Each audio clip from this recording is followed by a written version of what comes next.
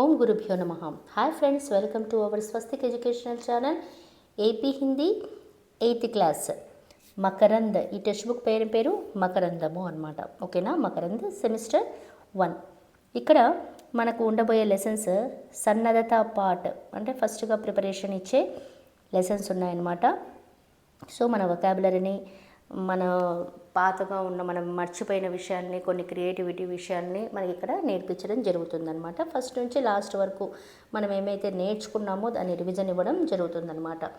వర్ణమాల దగ్గర నుంచి అన్నీ చెప్పడం జరుగుతుంది. ఓకే, చూద్దాం అవి ఎలా ఉంటాయో. నెక్స్ట్ వచ్చేసి ఫస్ట్ లెసన్ సుబహ్ కవిత ఇది.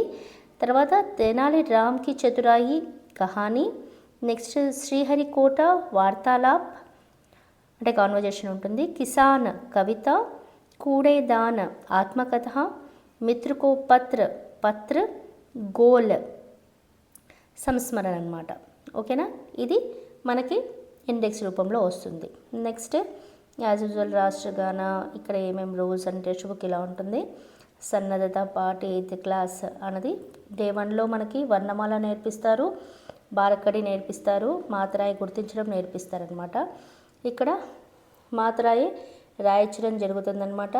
డే 3లో వచ్చేసి మాత్రాయి నేర్చుకుంటూ, అంటే ఓ మాత్ర ఇక్కడ చూడండి అభ్యాసంలో ఒక్కొక్క అభ్యాసంలో ఒక్కొక్క విధంగా ఇక్కడ ఇవ్వడం జరిగిందనమాట. ఫస్ట్ దాంట్లో వర్ణమాల నేర్చుకున్న తర్వాత అక్కడ మాత్రాయి నేర్పించినారు. ఆ మాత్ర, ఈ మాత్ర, ఓ మాత్ర నేర్చుకుంటూ వచ్చినారు. ఆ తర్వాత వాటిని మళ్ళీ అభ్యాసంలో సెకండ్ దాంట్లో అభ్యాసం చేయించారు. తర్వాత ఇంకొన్ని అభ్యాసాలు కూడా డే 3లో నేర్పించినారు. డే 4లో వచ్చేసి ఇంకో వేరే అభ్యాసం ఏంది, కాకి కావత్తిస్తే ఎలా, జాకి జావత్తిస్తే ఎలా, పాకి పావత్తిస్తే ఎలా అని ఒత్తు గురించి చెప్పడం జరిగింది.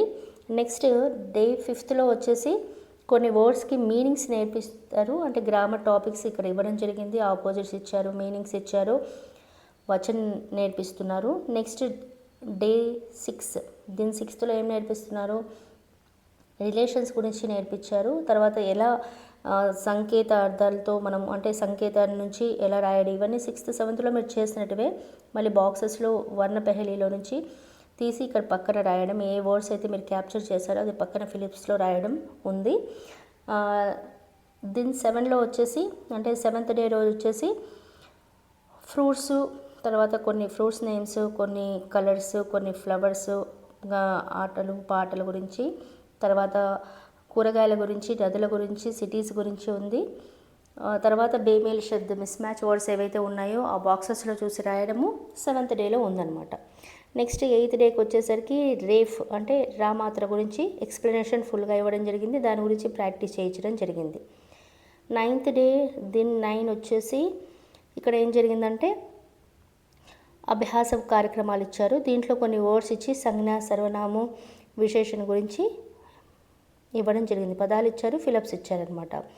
నెక్స్ట్ దీని 10లో వచ్చేసి కొన్ని అనువాదం, అంటే ట్రాన్స్లేషన్ గురించి కొన్ని క్వశ్చన్స్ ఇవ్వడం కూడా జరిగిందనమాట. ఆప్కా నామ్ క్యా హై, జనరల్ కొన్ని క్వశ్చన్స్ ఇవ్వడం జరిగింది. నెక్స్ట్ ఇక్కడ హిందీమే అనువాది కూడా ఇచ్చారనమాట. తెలుగులో ఇచ్చి హిందీలో అనువాదం చేయండి అని ఇచ్చారు. ఇక్కడితో మనకి డే 1 నుంచి డే 10 వరకు ఉన్న సన్నద్ధత పార్ట్ కంప్లీట్ అయిపోతుంది. ఓకేనా, థ్యాంక్ యూ.